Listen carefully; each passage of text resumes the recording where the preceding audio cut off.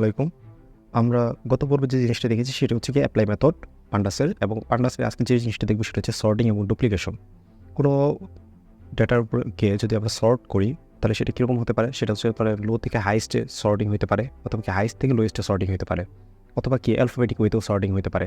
তো এবং ডুপ্লিকেশন বলতে আমরা কী বুঝতেছি? ডুপ্লিকেশন বলতে বুঝেছি যে আমরা সেই ভ্যালুর মধ্যে বা হচ্ছে যে ডেটাটা আছে সেই ডেটা সেটার মধ্যে কোনো ডুপ্লিকেট ভ্যালু আছে কিনা। তো এগুলো নিয়ে আমরা একটু আলোচনা করবো। তো প্রথমে তো আমরা আমাদের নোটবুকে চলে যাই, এবং জুপিটার নোটবুকে আসার পরে আমরা হচ্ছে এখানে ইম্পোর্ট পান্ডাস এসপিডি এবং ইম্পোর্ট নাম্পাইস এনপি আমরা নিয়ে নিচ্ছি। নেওয়ার পরে আমরা দেখতেছি যে হচ্ছে এখানে এলএস দ্বারা হচ্ছে কী করছে, আমরা যে এখানে ফোল্ডারের মধ্যে কী ফাইলগুলো আছে সেগুলো আমরা দেখতেছি। আমরা হচ্ছে এই ডাটা.csv এই ফাইলটা নিয়ে কাজ করব। তো আমরা একটা ডেটা ফ্রেম নিয়েছি ডিএফ নামে, এবং সেখানে pd.readcsv ফাংশনের মাধ্যমে এই ডাটা.csv-কে রিড করে নিয়েছি, এবং df.head এর যদি প্রথম পাঁচটা যদি ডাটাকে দেখতে চাই তাহলে কী করতেছি আমরা এইভাবে দেখলাম রেকর্ডগুলোকে। এখন আমরা দেখতেছি এখানে কী কী আছে, আমাদের কাস্টমার আইডি আছে, তারপর হচ্ছে জেন্ডার আছে, এজ আছে, সিটি আছে, মেম্বারশিপ টাইপ আছে, টোটাল স্পেন্ড, আইটেমস পারচেসড, এই ধরনের কিছু কলাম আছে। তো টোটাল আমাদের যে কলামগুলো আছে আর টোটাল ইন্ডেক্সিং আছে কতগুলো আমরা যদি একটু দেখতে চাই, তো df.info আমরা দেখতেছি এখানে আমাদের কী আছে যে আমাদের এখানে প্রত্যেকটাতে 350টা করে ভ্যালু আছে, 350টা করে ভ্যালু আছে, এবং টোটাল 11টা কলাম আছে এবং 350টা এন্ট্রি আছে। তার মানে হচ্ছে 350টা রেকর্ড বা ডেটা আছে এখানে, এবং তার ভিতরে কি 11টা কলাম আছে, এবং সেখানে আমাদের 350টা করে প্রত্যেকটাতে 350টা করে ডেটা আছে। এখন আমরা যে বিষয়টা আলোচনা করবো সেটা হচ্ছে কি সর্টিং, তাই না? তো সর্টিং কীরকম হতে পারে? যদি আমরা চাই এজের উপরে সর্টিং করবো, যদি চাই আমরা এজের উপরে সর্টিং করবো সেটাও করতে পারি। আমরা যদি চাই যে আইটেম পারচেসটির উপরে সর্টিং করবো সেটাও করতে পারি, অথবা আমরা যদি চাই টোটাল স্পেন্ডিংয়ের উপরে সর্টিং করবো সেটাও করতে পারি। তো এই ক্ষেত্রে কীরকম হতে পারে? সাপোজ আমরা এজকে সর্টিং করতে চাচ্ছি, যেমন আমার এজের লিমিট আমি যদি df.describe দিই, df.describe, এবং আমি যদি দেখি .ট্রান্সপোজ দিই, আমার ট্রান্সপোজ, তাহলে আমরা দেখবো যে এখানে আমরা দেখতেছি এজের যে আমাদের লিমিটটা আছে সেটা হচ্ছে মিনিমাম লিমিট হচ্ছে 26, ম্যাক্সিমাম হচ্ছে 43। তার মানে 26 বছর থেকে 43 বছর বয়সী লোকজন এখানে আছে। তাহলে আমি সর্টিং সাপোজ করতে চাচ্ছি কি, ফার্স্টে হচ্ছে আমি কম থেকে বেশি বয়সী লোকজনকে দেখতে চাচ্ছি, অথবা বেশি থেকে কম বয়সী লোকজনকে দেখতে চাচ্ছি। তার মানে এখানে দেখেন একটা হচ্ছে 29, একটা হচ্ছে 34, একটা হচ্ছে 43, একটা 30। তার মানে কি এইভাবে একটা করে র্যান্ডমলি আসছে, র্যান্ডমলি একজনের পর আরেকজনের যে তথ্যটা সেটা র্যান্ডমলি আসছে। এটা কোনো সর্টিং বা সাজানো হইতে নাই। আমরা যদি চাই এজ ভিত্তিক সাজাবো, যে প্রথমে কম বয়সী যারা তাদেরকে দেখাবে, তারপরে কী করবে আস্তে আস্তে বেশি বয়সী তাদেরকে দেখাবে। তাহলে আমরা কীভাবে দেখতে পারি সেটা একটু দেখি। তো আমাদের যদি স্লাইডে চলে যাই তাহলে আমাদের দেখা যাচ্ছে যে এখানে সর্ট করার জন্য আমরা যে ফাংশনটা ব্যবহার করবো বা হচ্ছে যে কমান্ড এটা ব্যবহার করবো সর্ট ভ্যালুস। তো সর্ট ভ্যালুস দিয়ে তারপর হচ্ছে আমরা যে কলামের উপরে সর্টিং করতে চাচ্ছি সেই কলামকে বলে দিতে হবে। তাহলে আমরা এখানে কীভাবে লিখতে পারি? সাপোজ আমি আমার যদি ডেটা ফ্রেমটা একটু দেখি আরেকবার, যে df.head, দেখেন আমার ডেটা ফ্রেমটা এটা, আমি চাচ্ছি এজের উপরে সর্টিং করার জন্য। তাহলে আমি কী করবো? df.sortValues এটাকে কল করবো, এই ফাংশনটাকে, এবং এখানে লিখবো কি, এখানে লিখবো তুমি এজের উপরে সর্টিং করো। কার উপরে সর্টিং করবা? এজের উপরে। তাহলে আমি যদি এটা রান করি, দেখেন আমার এখানে কী আছে, 350টা রোজ, 11টা কলাম, এবং তারা এখানে দেখেন সর্বপ্রথম 26 বছর বয়সী লোকজনকে সাজাইছে। এই যে এখানে 26 বছর বয়সী লোকজনকে সাজাইছে, এবং সবার লাস্টে 289 নম্বর রেকর্ডে দেখা যাচ্ছে 43 বছর, তারপর 43 বছর, তারপর 43 বছর, তারপর 43 বছর। তার মানে কি এইটা পুরোটা ডেটা কীভাবে সর্ট হয়ে গেছে?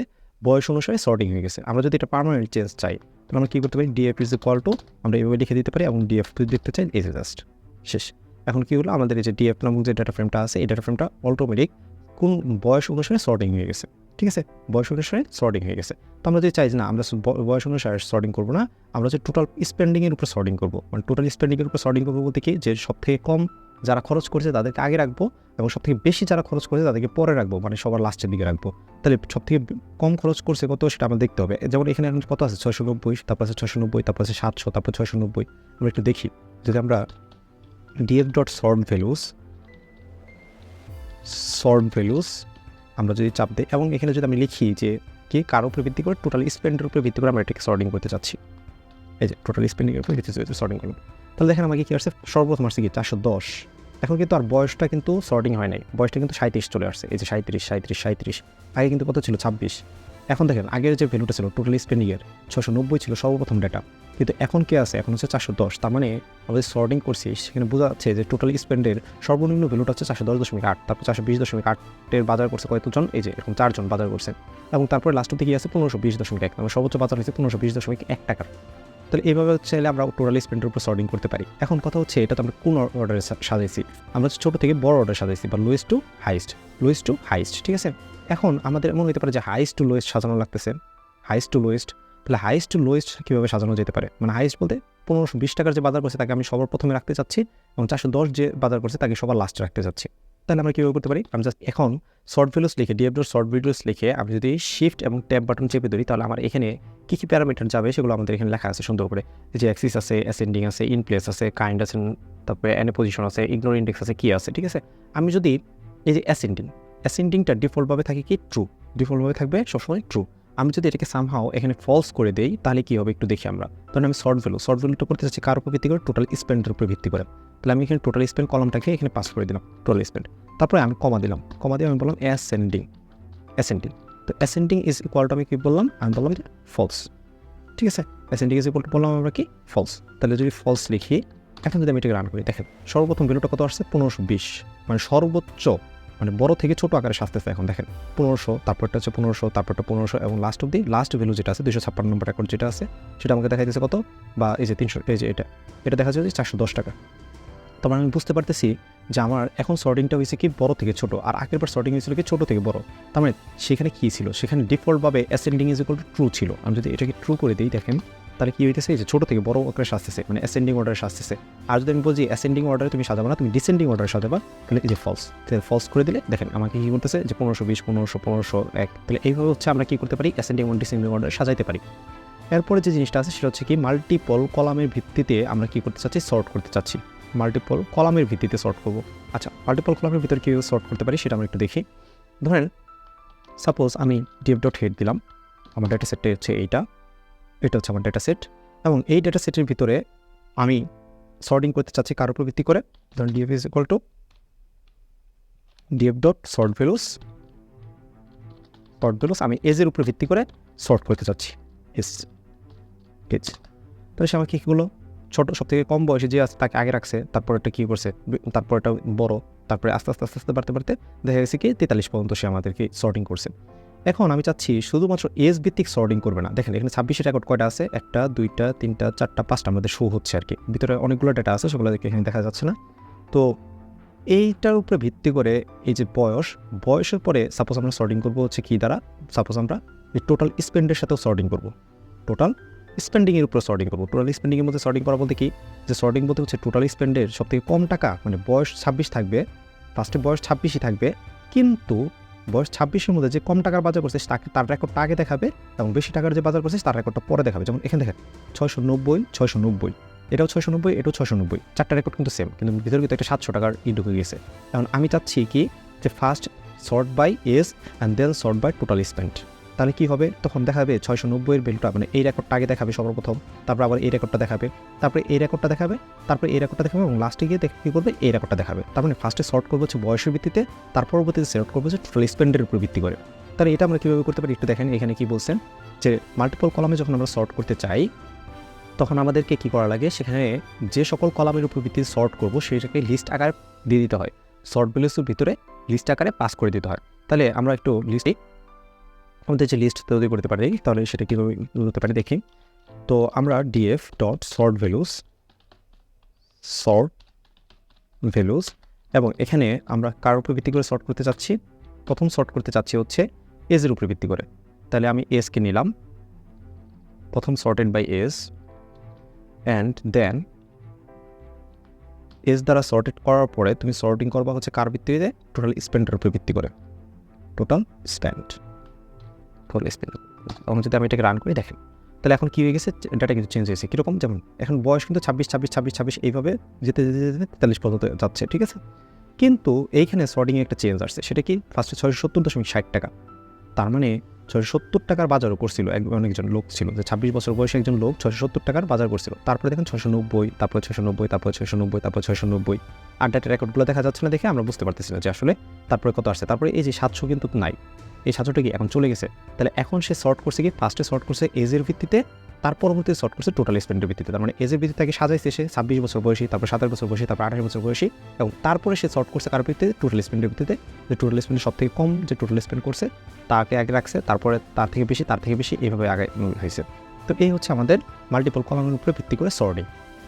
এখন আমাদের যে জিনিসটা আছে সেটা হচ্ছে বিটুইন সর্টিং।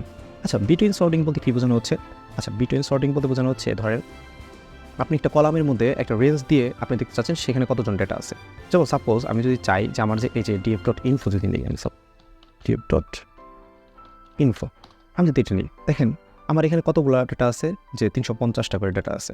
এবং আমি এখানে দেখছিলাম যে df.describe করার পরে এইখানে যদি আমি একটু উপরের দিকে যাই, এই যে df.describe করার পরে দেখতেছি আমার এজ হচ্ছে কত থেকে কত, 26 থেকে 43 বছর বয়সী।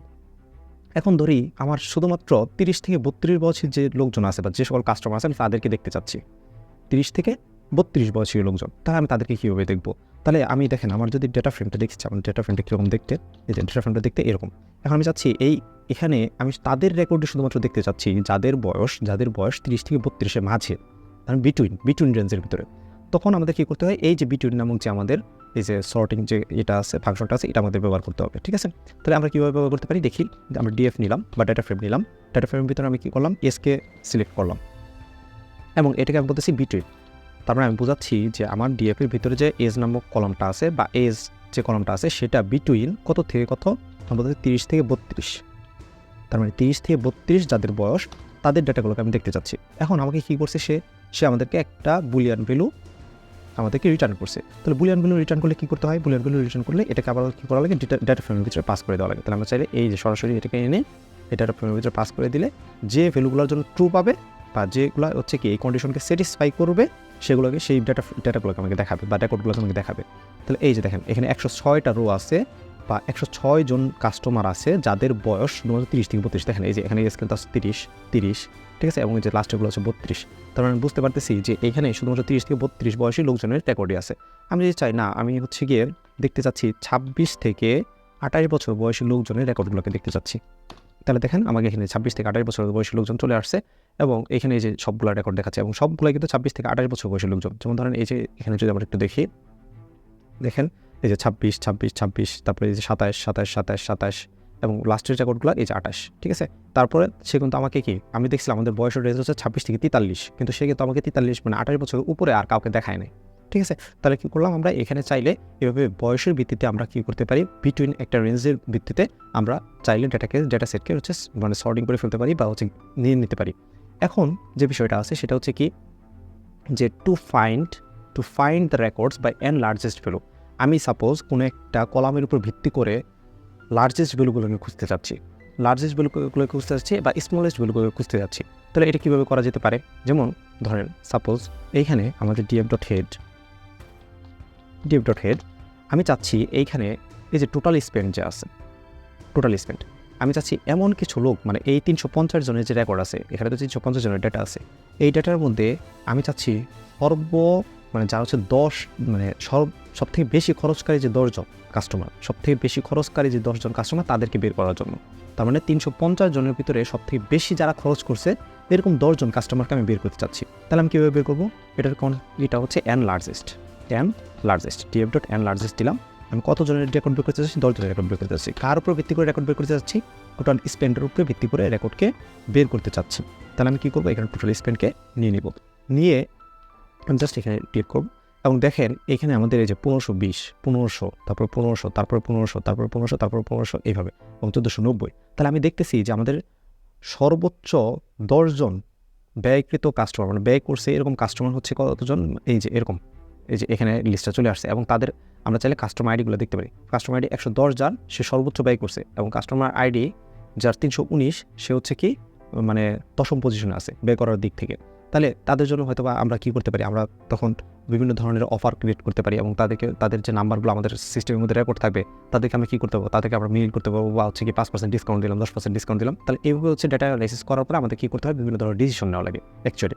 তো এভাবে আমরা লার্জেস্ট ভ্যালুগুলোকে ফাইন্ড আউট করতে পারি। তারপরে আমরা যেটা করতে পারি সেটা হচ্ছে কি, আমরা চাইলে স্মলেস্ট ভ্যালুগুলো বের করতে পারি, অ্যান্ড স্মলেস্ট।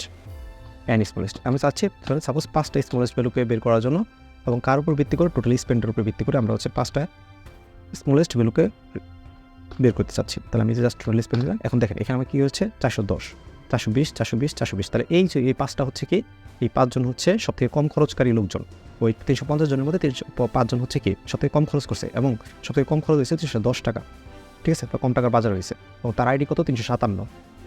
তাহলে এর একটু বেশি অফার দেওয়া যেতে পারে যাতে হচ্ছে কি সে হচ্ছে তারপরে একটু বাজার ভালোভাবে করে বা কি আরও বেশি বাজার করে। তো এরকমভাবে আমরা চাইলে কি অ্যানালাইসিস করতে পারি। এখন লাস্ট অব্দি যে বিষয়টা আছে সেটা হচ্ছে কি ডুপ্লিকেটেড ভ্যালু। ঠিক আছে, যে আমার ডেটা সেটের ভিতরে কোনো ডুপ্লিকেটেড ভ্যালু আছে কিনা। ডুপ্লিকেটেড বলতে কি, যেমন সাপোজ ধরেন এই যে 300 ধরেন 41 নাম্বার রেকর্ডটা, এই রেকর্ডটা যদি 2-3 বার থাকে তাহলে কি সেটাকে ডুপ্লিকেটেড বলবো। এবং ডুপ্লিকেটেড রেকর্ড থাকলে কি সেক্ষেত্রে আমাদের অ্যানালাইসিসের ক্ষেত্রে প্রবলেম হতে পারে। তো সেক্ষেত্রে আমাদেরকে দেখতে হবে যে ডুপ্লিকেটেড ভ্যালু আছে কিনা। যদি ডুপ্লিকেটেড ভ্যালু থাকে সেটাকে ড্রপ দিয়ে আমাদের কী করতে হবে, বাদ দিয়ে দিতে হবে। ঠিক আছে, তাহলে আমরা একটু দেখি ডিএফ ডট ডুপ্লিকেটেড, মানে আমার যে ডেটা ফ্রেম সেটার ভিতরে ডুপ্লিকেটেড কোনো ভ্যালু আছে কিনা। এই ফাংশন ইউজ করলাম, করার পরে আমি দেখছি সব ফলস, সবই ফলস। আমি যদি একটু মানে যেহেতু আমাদের আসছে, আমি একটু দেখি আমার ডেটা ফ্রেমের ভিতরে দেখি। ডেটা ফ্রেমের ভিতরে এই বুলিয়ান ভ্যালুর যে লিস্টটা এটাকে আমি পাঠাই দিলাম, এবং পাঠানোর পর দেখতেছি আমার এখানে কোনো রেকর্ড নাই। তার মানে কি এখানে কোনো ট্রু নাই। ঠিক আছে, যদি ট্রু থাকতো তাহলে কি তার সাপেক্ষে যে রেকর্ডটা সেই রেকর্ডটা চলে আসতো। তাহলে বুঝতে পারতেছি যে আমাদের ডেটা সেট আছে, সেই ডেটা সেটের ভিতরে কোনো ধরনের ডুপ্লিকেটেড কোনো ভ্যালু নাই। তাহলে এইভাবে আমরা ডুপ্লিকেশনও চেক দিয়ে ফেলতে পারি।